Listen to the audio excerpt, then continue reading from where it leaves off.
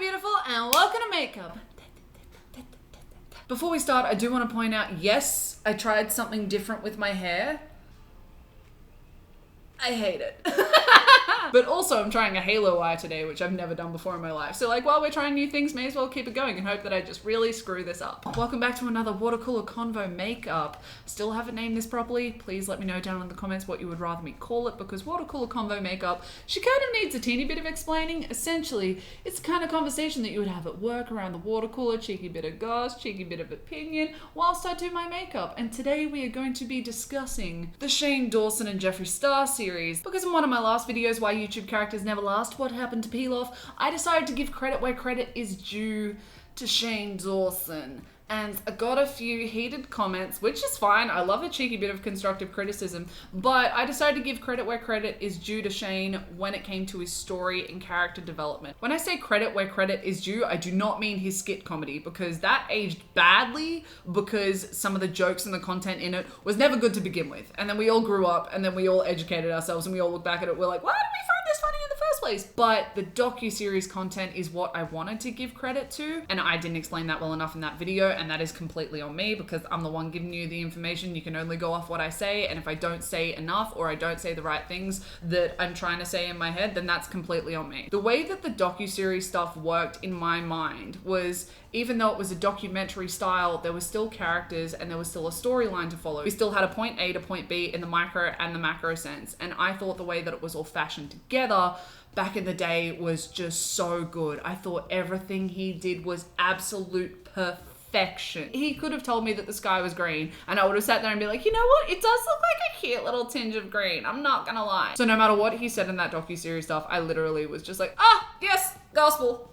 Preach it. Then after all the information came out about Shane and Jeffree, I still looked at the docuseries as a good piece of content, even though I no longer supported them. It was very much a system of like, oh, Shane and Jeffree are a bit, hey, how you going? But like the docuseries was still great. So I decided to put my money where my mouth is, because even though I'm no longer a fan, the docuseries should still be good. They should still be good content to watch. They should still be a fun little journey and adventure, regardless of what my opinions are of them, if that whole concept even makes sense. So because of that, I decided to go back, rewatch the docuseries and see if my opinions have changed since then. And I'm glad I'm not a betting woman, because I would have lost all of my money.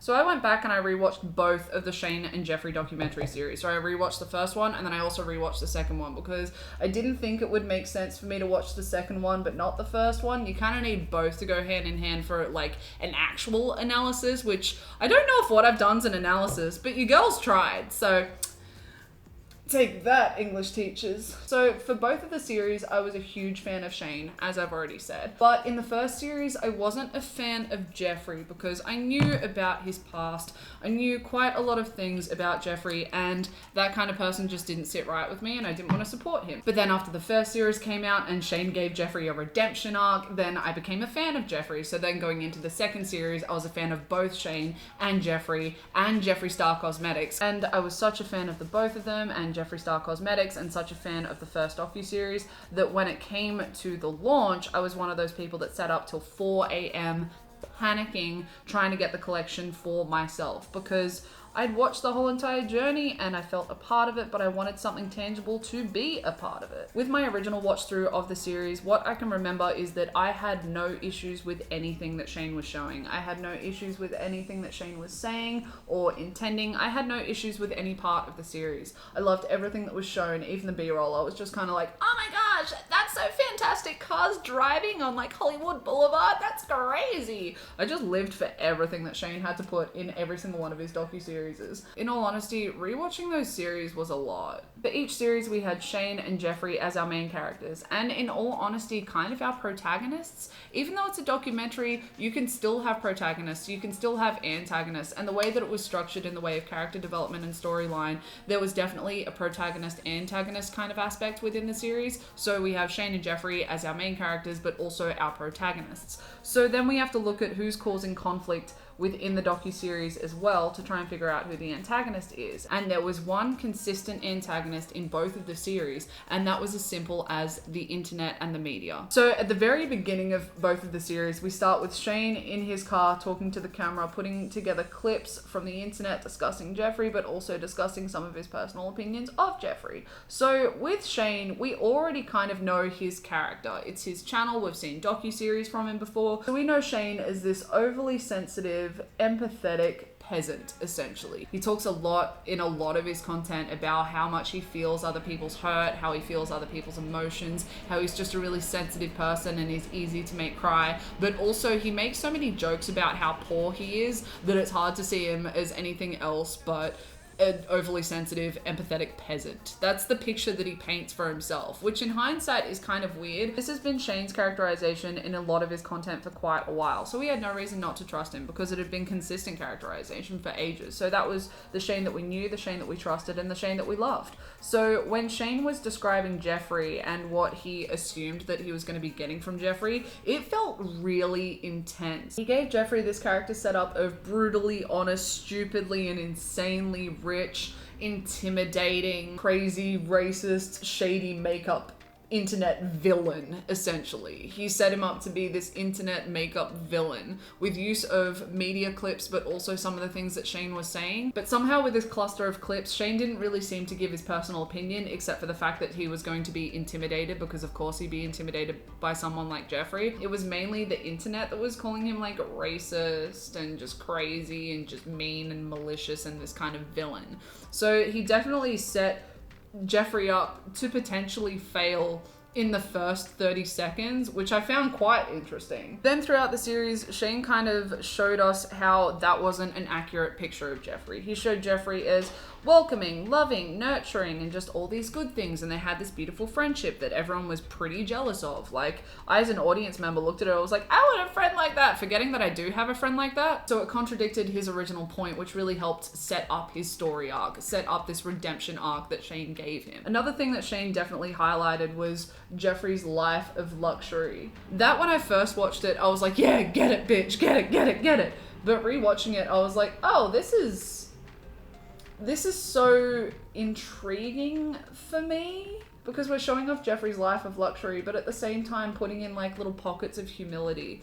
So it kind of made Jeffree relatable in his extravagant, luxurious life, even though his life is so completely unobtainable for the vast majority. It was very interesting how Shane managed to make me feel like Jeffree was relatable, even though he just isn't. Shane also showed Jeffree to be this insanely hard worker with so many different properties, so many different businesses. It was just absolutely insane. And because of that, how he earned all of his dollars. I'm very much one of those people where it's just like, if you work your ass off to be filthy, stinking rich, do whatever you want to do with that money. Like, get that coin, spend that coin however you want to do. It's not my money, so I'm not going to tell you how to spend it. But once again, Shane intertwined these clips with other clips of him, like, joking around, having fun, like, just glimpses of him being human, which once again is kind of weird because his life and the amount of businesses he has, even though, yeah, he's worked his ass off for it, don't get me wrong, it's still so unattainable. But because of that, I at least, and I know a lot of other people at least, were able to watch that and feel kind of inspired by it, like, hey, if Jeffree can do it, I can do it too. Which was a cute little uplifting moment for me in the past, but then looking at it again, I'm just kind of like, would I love to be there? Yeah, but also it's a 1 in a million shot. And Jeffree's just one of the good ones who didn't waste it, if that makes sense. I'm not saying that he's a good person, but I'm just saying work ethic wise, he didn't waste his opportunities. And good on him, but it's just so unattainable. But somehow it was made to seem so relatable and realistic. But also in saying that, there was this weird little bit which, like, I get where they're coming from, but also it just seems a bit odd. Like, I understand, but it just seems a bit odd. When they were talking about how money is both a blessing and a curse, it's just kind of like, okay. I understand how it would be frustrating and infuriating to have people around you that feel as though you owe them money just because you're rich. I understand how that would just be so... it'd be crappy. I get where they're coming from, and it's Jeffree's money to spend, so he can do whatever he wants with it. But it was just there was such a sad music playing in the background that it felt so overly saturated of, we should feel bad for Jeffree with this. It's hard for me to relate to that being in my financial position. I'm not the worst, don't get me wrong, but also like, your girl got herself into $35,000 worth of debt 2 years ago by accident. So like, I'm paying it off slowly. Like, I'm doing good with it, don't get me wrong. I'm paying it off slowly, but sometimes it's just kind of like, oh cool, so all the money that I'm earning right now isn't actually going to be my money because I still have like however many thousands of dollars worth of debt to pay off first. So like, I'm not doing the worst, but I'm definitely not doing the best. And it's just hard for me to relate now in my financial position to money is both a blessing and a curse. But back then, when I did just get myself into $35,000 worth of debt, it's just weird for me to be able to sit there and just be like, wow, oh my gosh, that's so heartbreaking. Like, it's such a weird vibe. But part of that is probably just my bias of, I'm not fans of either of them anymore and I don't support them anymore. There was also this moment between Shane, Jeffree, and James where they were discussing how all of them have had scandals with racism. Once again, when I watched that the first time, I was just kind of like, yeah, do what you want. But like, looking back at it, I know that all of them have apologized for stuff in the past, and I know that it's not for me to forgive or not forgive. My only thing is documentaries to me are supposed to explore like raw emotion and raw stories. And I think this would have been a perfect kind of opportunity to have a more raw look at those kinds of scandals instead of like the scripted apologies or just the really bad apologies that all of them have had in the past. So it would have been really interesting to see a more like raw look at those racism scandals, but we didn't get that. All we got was a, that's old tea, next. And it's like, okay, cool, I guess. That one for me isn't so much like a, you did bad with that. It's just, I think that was genuinely a missed opportunity that would have been like really interesting to watch. Finalizing the series, we get to go into a really deep look of Jeffree and a deep look into his past. Trigger warning, in this section I will be discussing mental health issues as well as harm being self-inflicted and inflicted by others, as discussed by Shane and Jeffree in this part of the docuseries. If you find any of that triggering, please skip to another part of this video or stop watching altogether. Completely up to you, but I don't want any of my content to jeopardize your well-being. Just for context, I'm someone who's been quite open about the fact that I have a few mental health disorders, diagnosed professionally with depression, anxiety, and PTSD. So from the perspective of someone who does have some of these disorders and has gone through her share of trauma, I just want to give context, because what I don't want anyone to think I'm saying in this part of the video is that I am downsizing any of Jeffree or Shane's pain. Both have gone through a significant amount of trauma, and both have gone through a significant amount of situations that have just really jeopardized their well-being and their mental health. What they went through is awful, and I don't think anyone in the world should have to go through that, and I wish that they didn't have to. But unfortunately, and probably the most frustrating things about mental health disorders is that it's yours and yours alone to deal with. No matter how unfair that is, because it does seem so unfair. Unfortunately, the individuals to deal with. No one can look after my depression for me. No one can look after my PTSD for me. No one can look after my anxiety for me. They're for me and for me alone to nurture and look after, and just make sure that if I'm having a bad day, I tap out for a bit and do what I need to do. If I'm having a good day, celebrate that it's a good day. It's for me and me alone to deal with. I can still have people around me who support me and love me and empathize with me, but it's not for them to, for lack of a better phrasing, fix for me. But in saying this, that does not mean that I have free reign to be an asshole. Just because I'm possibly having a depression episode, an anxiety attack, a PTSD moment, it doesn't mean that I have the right to jeopardize someone else's mental health. This is why I'm essentially getting so sick of the statement, I was in a really dark place. I was in a really bad place. Just kind of like, okay, cool. So you weren't doing okay, so you thought what would make you feel okay is making someone feel not as okay as you so that you could just be terrible together? Like that's, no.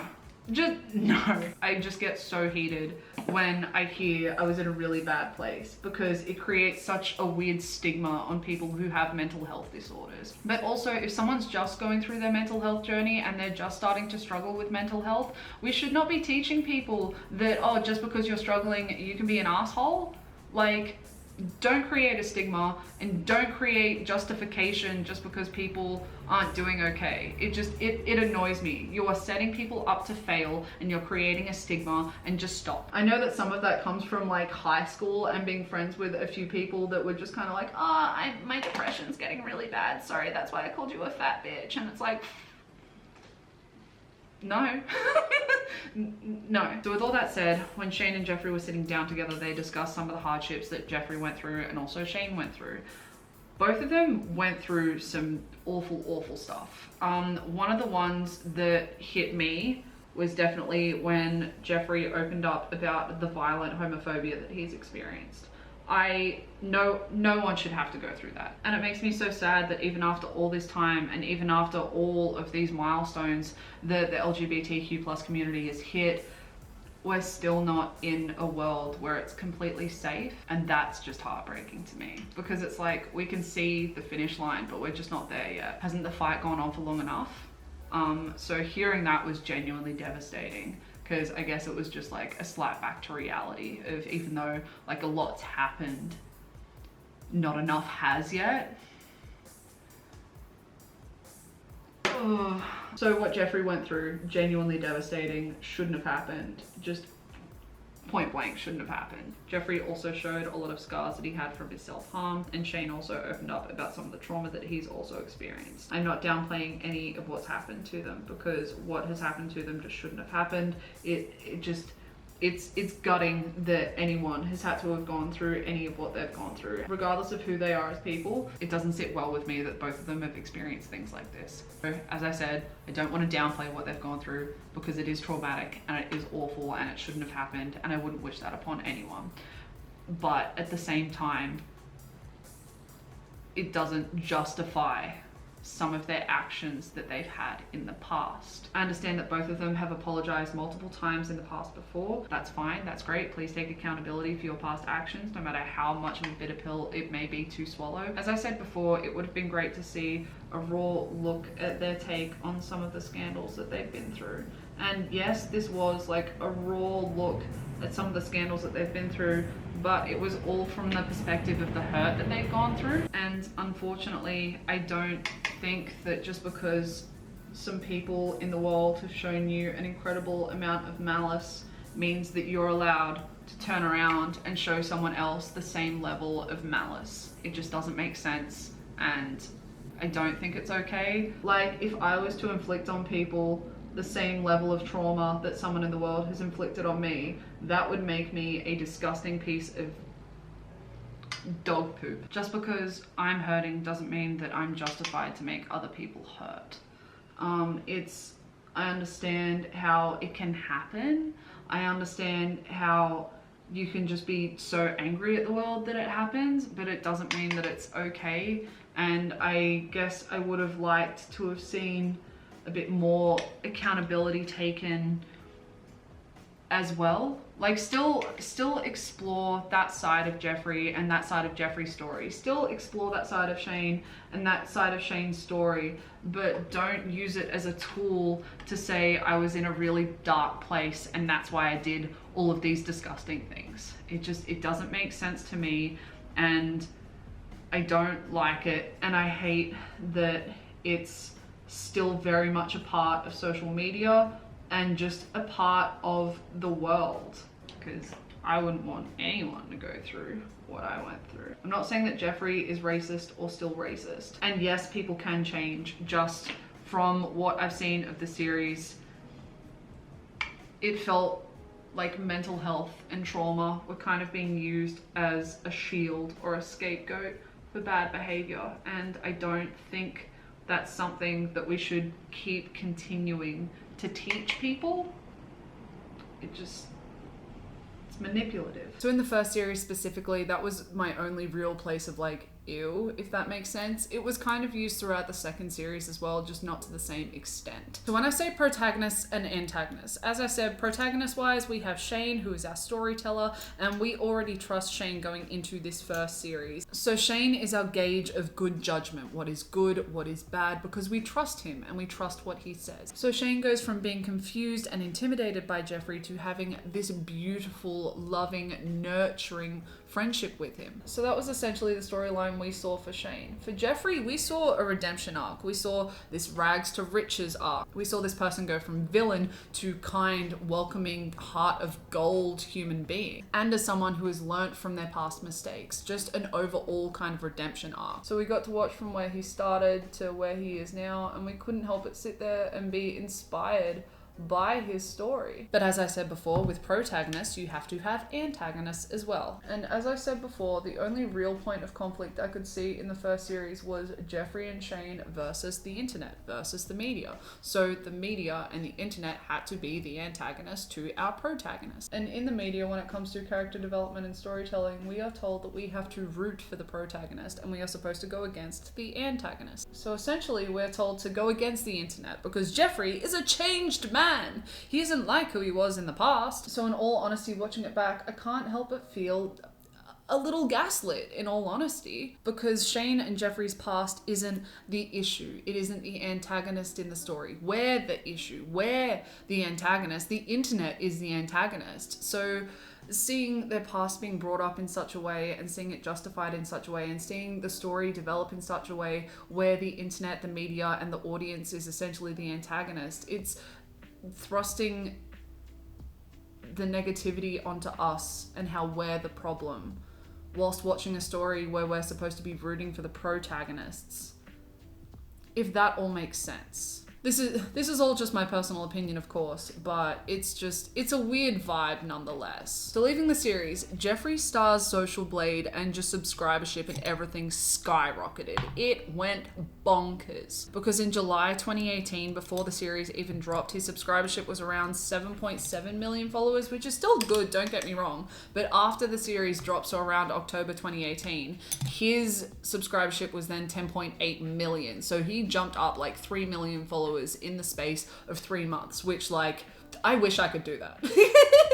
It's not gonna happen, but like, I wish that I could do that. July, August, September, October. 4 months, sorry, she can't do math. Also, after this series dropped, the thing with Gabriel Zamora, Manny MUA, Nikita Dragon, and Laura Lee happened, and that essentially destroyed almost all of their careers just on the spot because they went against Jeffree after Shane gave him this redemption arc. So with Jeffree's subscribership jump, as well as what happened with those 4 other beauty creators, it seemingly looked as if the world had forgiven him and for everything that he did in his past, because people were outrightly loving him, supporting him, and that sometimes going out of their way to show their love, to show their support. And this happened so quickly after the docuseries that it would be hard to attribute it to anything else. And in the last episode of the first docuseries, there was the cute little teaser for a possible palette collaboration between Shane and Jeffree.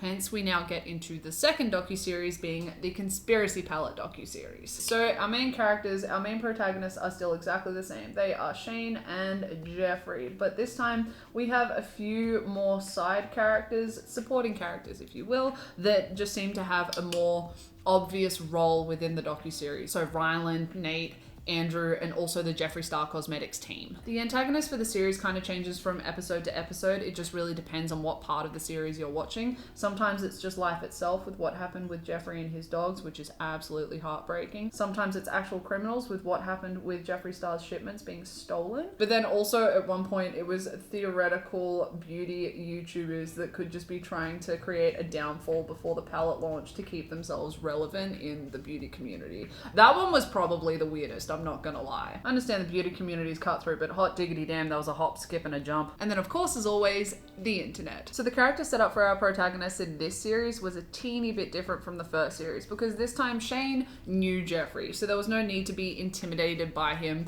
or be just unsure as to who Jeffree was going into it. They had a beautiful friendship that, as I said, a lot of the internet was very jealous of. Instead, Jeffree's character seemed to be that of a nurturing, loving, supportive mentor to Shane, because Jeffree was inviting Shane into his world of makeup and was inviting Shane to collaborate with him in his world of makeup and just take him along for the ride and really set Shane up to be this powerful influencer that he always wanted to be on YouTube and on social media in general.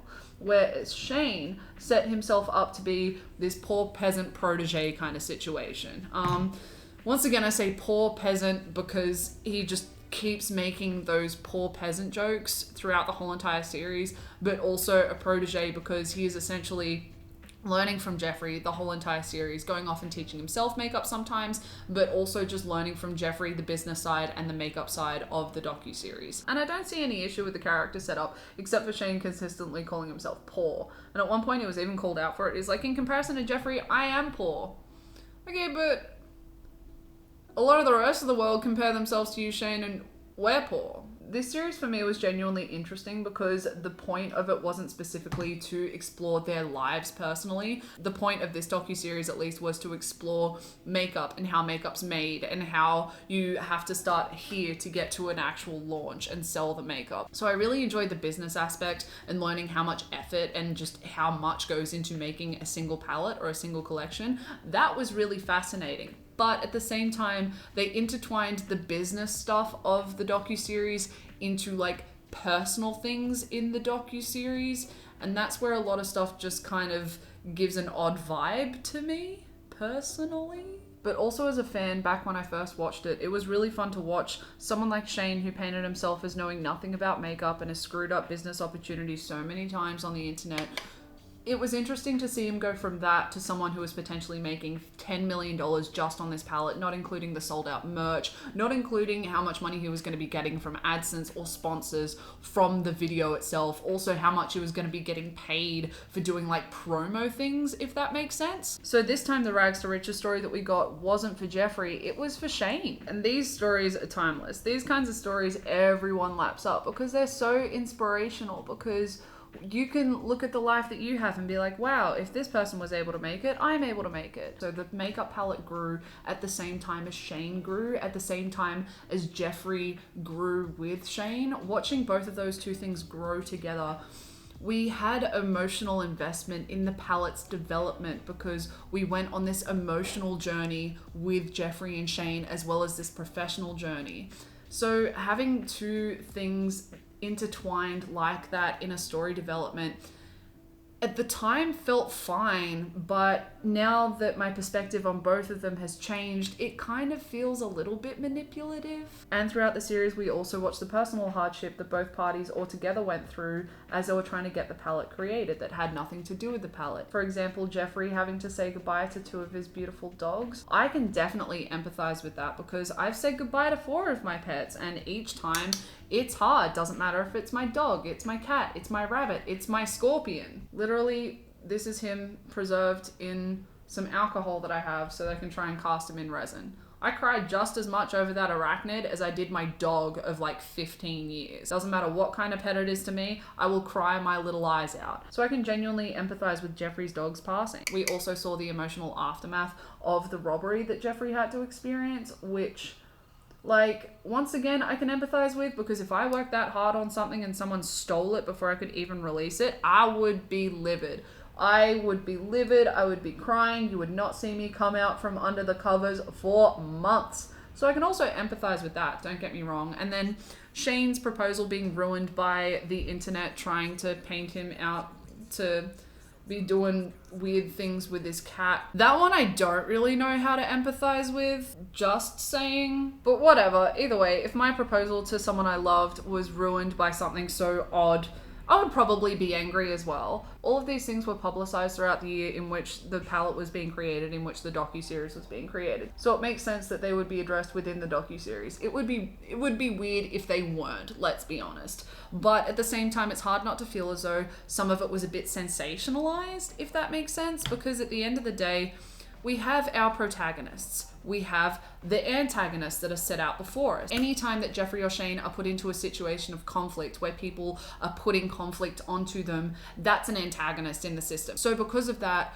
we see our protagonists, being Jeffree and Shane, rise above the conflict that is being thrusted upon them, because they're not welcoming in this kind of conflict, it's just being thrusted upon them, but we see them overcome it. So therefore we get this kind of heroic moment consistently throughout the series. So in a movie, when you watch your hero just overcome the last boss of the movie, and you're sitting there with that huge climax, and you sit there at the end like, yes!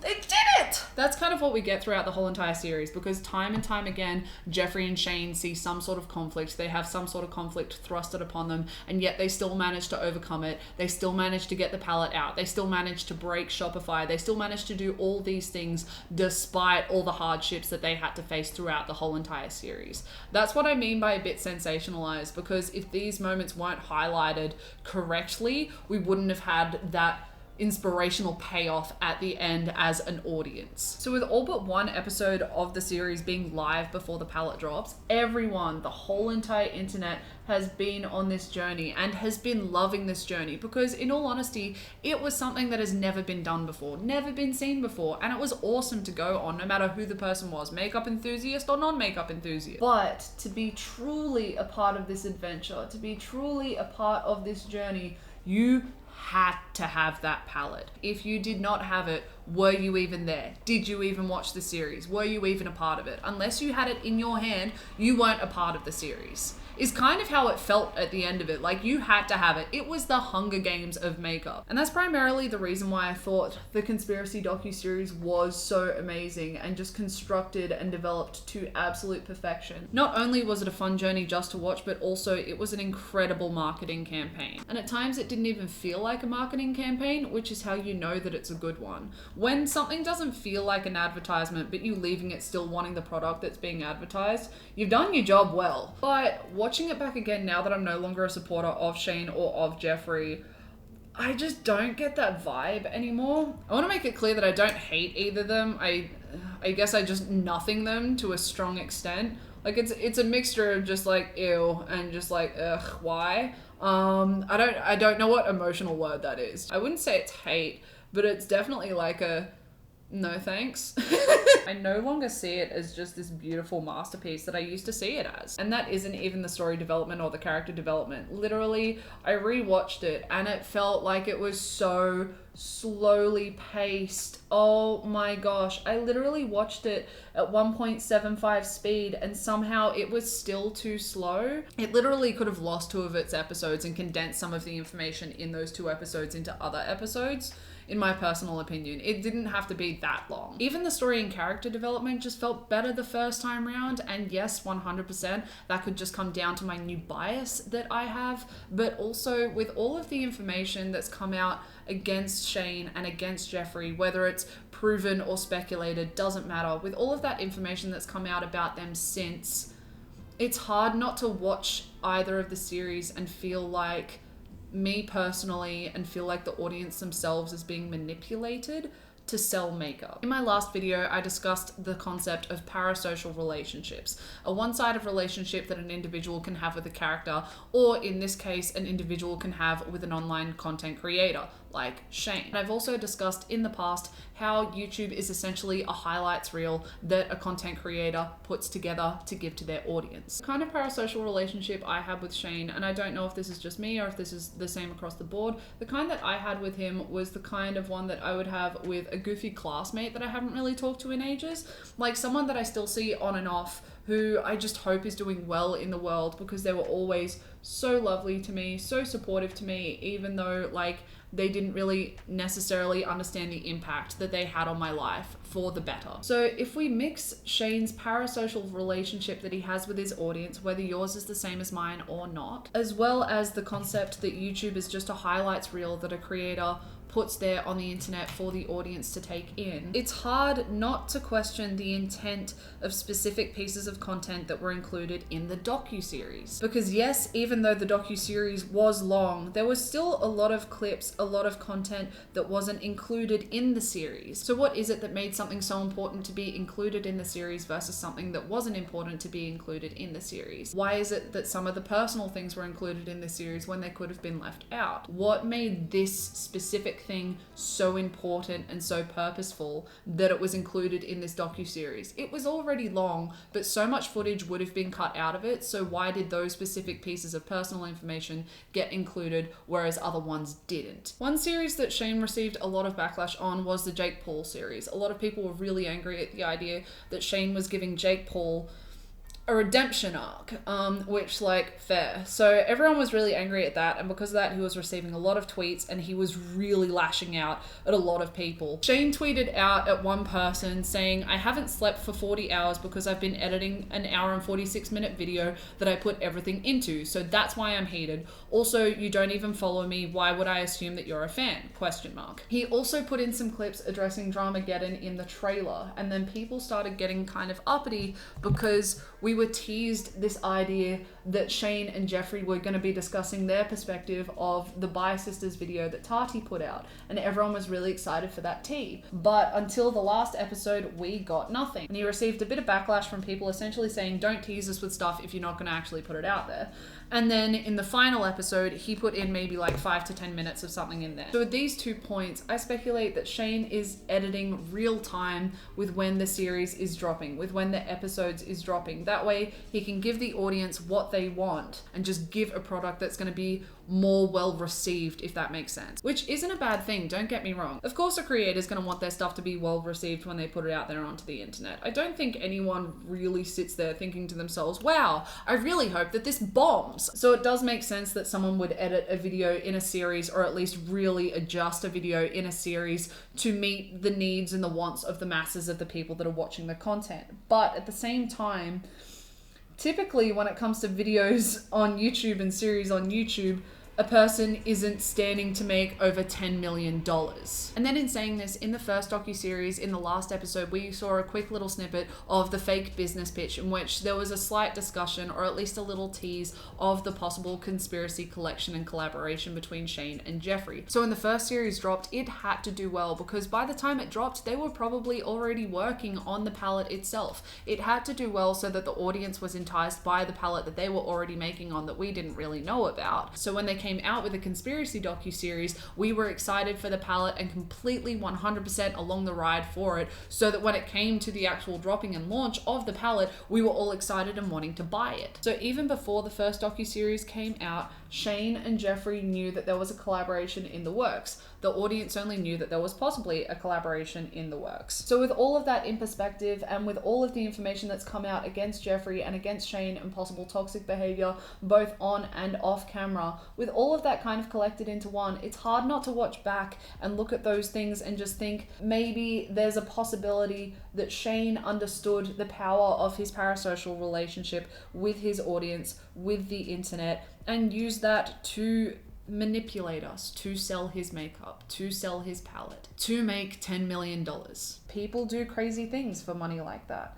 And I don't think it's completely out of the question that someone would do something like that. Regardless of what my perspective is now, what my opinion is now, when the series dropped, it was exactly what it needed to be. If it wasn't, it wouldn't have sold as many palettes as it did. It wouldn't have broken Shopify the way that it did. I don't think the purpose of the first docuseries when it started was to sell the palettes, because Shane wouldn't have known when he first started filming. But when it came to the editing, I think there was a necessity to have it sell, have his relationship with Jeffree sell the way that they wanted to, so that the conspiracy palette, conspiracy collection, conspiracy series could be as big as it is, could be as just loved and supported as it was. And then the conspiracy series at the time it was posted was a beautiful marketing campaign that didn't really feel like a marketing campaign as we were all watching, as we were buying and hustling to try and get all that makeup. And it was exactly what it had to be, and it did exactly what it needed to do. And it did this by changing Jeffree from being this makeup villain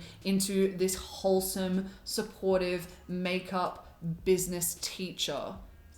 Essentially the makeup Yoda of the internet. And it changed Shane from being this overly sensitive, empathetic, poor peasant of a human being to someone who is so intellectual when it comes to makeup, both application and business wise, and someone who is now filthy stinking rich. And it did this by exploring so many different things. It explored their friendship, it explored them individually, it explored their hardships, it explored how they grew from a person years ago to now, it explored how they grew from the person at the beginning of the series to the end of the series, to the beginning of the next series, to the end of the next series. It did this by giving us rags to riches story. It did this by giving us diamond in the rough stories. It did this by giving us stories of our protagonists overcoming their antagonists and still getting their happy ending at the end. It did this by playing on tropes. It did this by playing on our emotions, and it did this by playing on our parasocial relationship with them. That is stunning!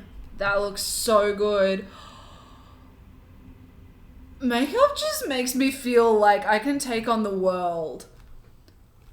literally fight me right now. So I guess my final thoughts on all of this is, even though I no longer support either of them, and specifically I don't support Shane, somehow all of his docuseries still sit really, really well with me. So I thought, okay, maybe go back, maybe rewatch it, especially after I got a few comments giving me some constructive criticism. So going back and watching it, I think that at the time, the series, both of them, I think they were exactly what they needed to be, because if they weren't, the palette and the collection wouldn't have sold out. It wouldn't have essentially broken the internet. That wouldn't have happened if the character development and the story development wasn't good. They still would have sold, I think, majority of the palettes, because both Shane and Jeffree had quite a good name to them, but I don't think it wouldn't have been as hyped as what it was. But rewatching it as someone who is no longer a supporter of Jeffree, no longer a supporter of Shane, and I'm pretty sure Shane would class me as a hater the same way that he would class Bobby Burns.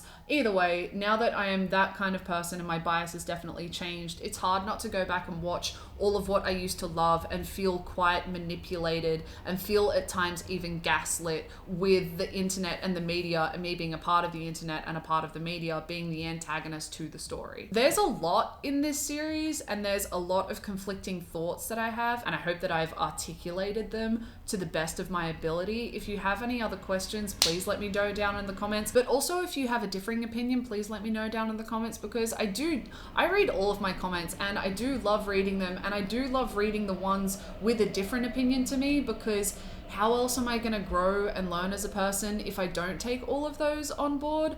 And your girl, I love learning. I really do. I get bored when I stop learning. I think that's why I pick up so many different skills. I literally taught myself to crochet like 3 days ago because I wanted to learn something. So your girl consistently loves learning, and one of the best ways that I can do it is by reading all of your comments and reading all of your different perspectives. Let me know what you think of this makeup, because for a first attempt at a halo eye, I'm not mad. Like, it's not the best halo eye that I've seen. It's definitely not the best, like, eyeshadow that I've done before, but she's still kind of cute. Also, let me know if you want to see me rewatch any of the other Shane series. I've had a few requests for the Eugenia series and the Jake Paul series. Both I remember loving at the time, so I would be interested to see my perspective change, or if it has changed. But also, I want to know if you guys are interested in that, or maybe you watch this video and you're just like, ugh, never again, JJ, please stop. But regardless, I hope that you are having a fantastic day, a fantastic week, a fantastic month, a fantastic year, and I hope that you are doing as fantastic as always. Bye, everyone. Whoop.